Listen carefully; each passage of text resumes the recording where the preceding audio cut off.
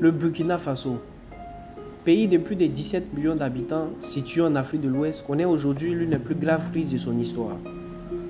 Plusieurs régimes ont été déchus ces 10 dernières années, surtout depuis l'avènement de la chute du président Blaise Compaoré en 2014. Et ces bouleversements ont la particularité d'être tous survenus par coup d'État. Cette situation, bien entendu, heurte forcément la curiosité de plus d'un.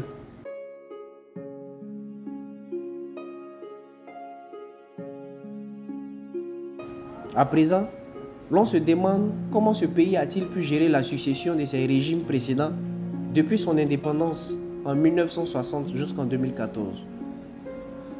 Quel a été le niveau d'implication de l'armée? Quel est son impact sur la vie sociopolitique du pays? Quelle interprétation peut-on en faire? Eh bien, c'est ce que nous allons chercher à comprendre à travers les différentes successions qu'il y a eu à la tête de ce pays. Déjà en janvier 1966, le président Maurice Yameogo, président démocratiquement élu, est renversé par une manifestation organisée par les syndicats et les chefs traditionnels. Le même jour du 3 janvier, l'armée prend le pouvoir. Le lieutenant-colonel Aboubakar Sangoulé Lamizana est déclaré président de la Haute-Volta. Un matin de novembre 1980, le lieutenant-colonel Sangoulé Lamizana est à son tour renversé par le colonel Saïd Zerbo.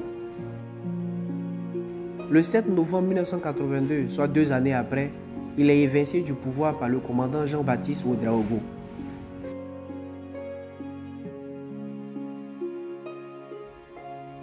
L'année qui suit, précisément en août 1983, c'est le capitaine Thomas Sankara qui renverse Jean-Baptiste Ouédraogo et prend le pouvoir d'État.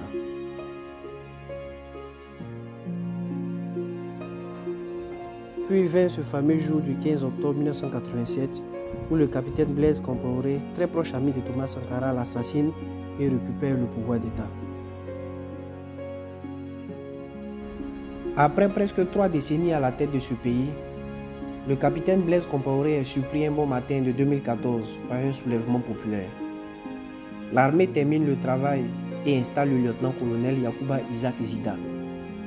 2 semaines plus tard, le pouvoir est remis à Michel Kafando, issu de la société civile.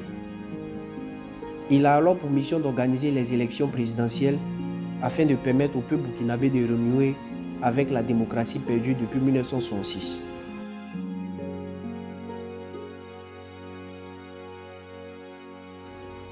Jusque-là habitué à accéder au pouvoir d'État par les coups de force, et ce depuis pratiquement un demi-siècle, cette même armée va mal supporter le fait que ce soit un civil qui dirige la transition.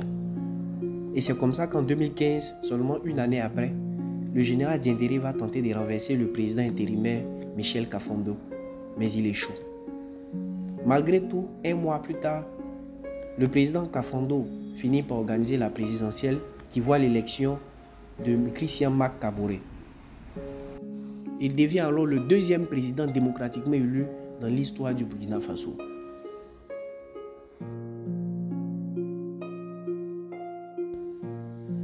En janvier 2022, l'armée va reprendre le pouvoir et c'est le lieutenant-colonel Paul-Henri Damiba qui est à la manœuvre. 9 mois plus tard, c'est-à-dire le 30 septembre 2022, c'est un autre militaire, un certain Ibrahim Traoré, qui évince Damiba et s'installe au palais présidentiel de Koussiam.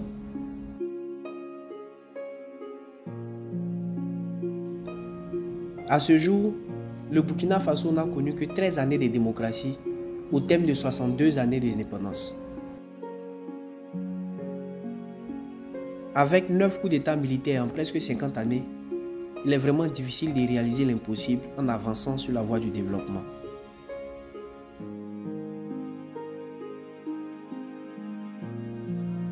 Ils se sentent tellement fiers et forts lorsqu'on dit d'eux, voici le nouvel homme fort. Et finalement, au bout de quelques temps, il y a un nouvel homme fort, et ainsi de suite. Pendant ce temps, le pays est au ralenti et les jeunes s'éloignent de plus en plus d'un avenir meilleur. Le Burkina Faso souffre vraiment de l'inculture de ses hommes en âme. Aujourd'hui, la terreur qui sévit dans le nord et les autres régions du pays n'est que la conséquence du désordre et de la mauvaise gestion dont ont fait preuve les militaires qui se sont succédés à la tête de ce pays.